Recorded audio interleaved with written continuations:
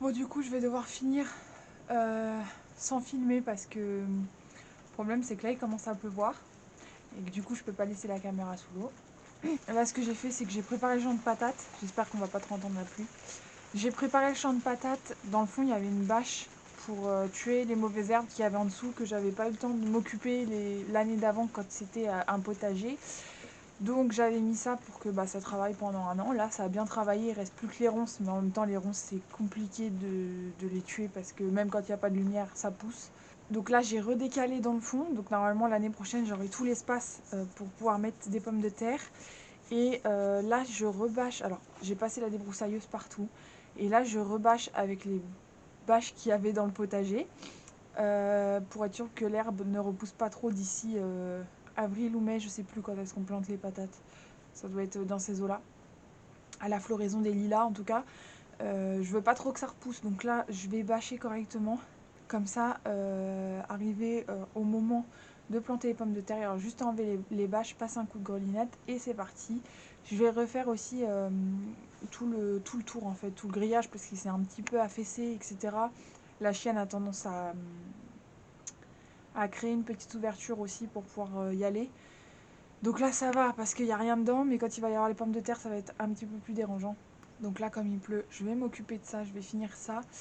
Et du coup, je vous montre le résultat après, si je peux sortir la caméra.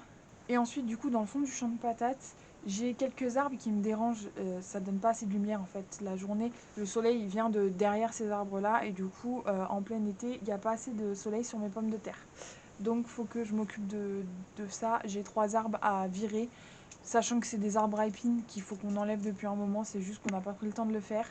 Et j'ai vraiment vu que l'année dernière, ça m'a quand même pénalisé sur mes pommes de terre. Bon, pas que, hein. C'est pas ça la majorité du problème, mais je sais que voilà, si je m'en occupe correctement cette année, ça va vraiment poser problème d'avoir autant d'ombre dessus.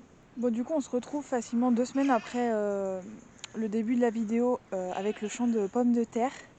Donc, le champ de pommes de terre, j'ai fini. On a fait pas mal de trucs entre temps, mais j'ai pas filmé parce que soit il faisait pas assez beau, soit on n'avait pas le temps, ou alors c'était vraiment des gros travaux entre guillemets, mais en gros c'était vraiment des gros trucs qui nous prenaient vraiment toute la journée et filmer ça aurait pas eu trop de sens.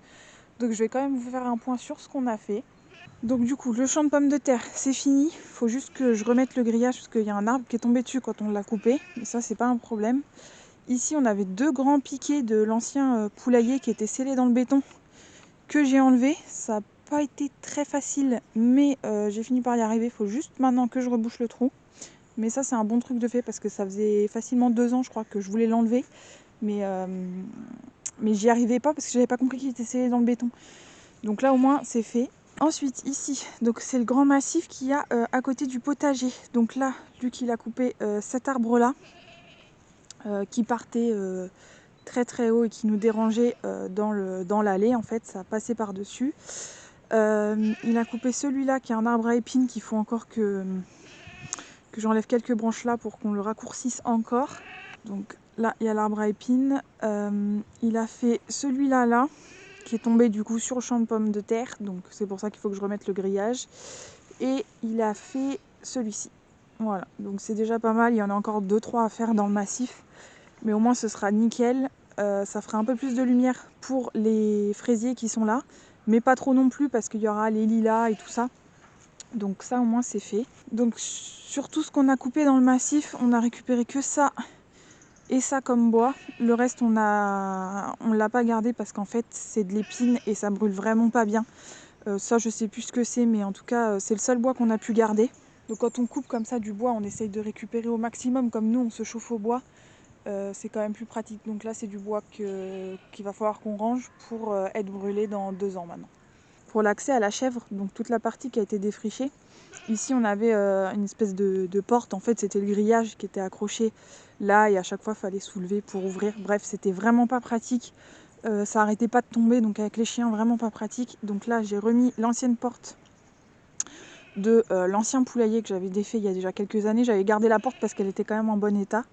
Et là, je l'ai fixée avec les moyens du bord. Ici, par exemple, c'est du fil de fer, donc vraiment, c'est fait avec les moyens du bord. Il faudra quand même que je refasse ça au propre. Là, j'ai juste mis un petit crochet, mais au moins, ça nous fait une vraie porte. Voilà, ça fonctionne. Donc concernant la chèvre, quand il y a eu la tempête qui est passée, les tôles s'envolaient dessus, ça a été vraiment compliqué. J'ai passé 2 heures sous la pluie à attendre que Luc rentre du travail parce que si je lâchais tout s'envolait. Ça a été vraiment catastrophique, donc il faudra que je revoie ça. Salut toi. Oui.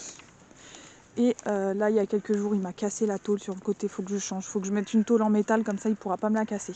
Et ensuite concernant le tas de branches etc qu'on avait, donc on a tout brûlé. Il y en avait vraiment beaucoup, il y avait plus de 2 mètres de haut.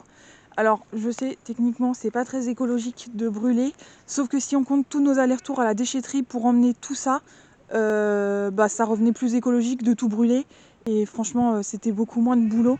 Parce que là je pense qu'on avait facile pour 60 ou 70 allers-retours à la déchetterie avec les voitures. Donc c'était vraiment pas possible pour nous. Là du coup il y a le bloc de béton dans lequel était scellé le piquet. On a fait brûler le piquet, il nous reste plus que le bloc à enlever.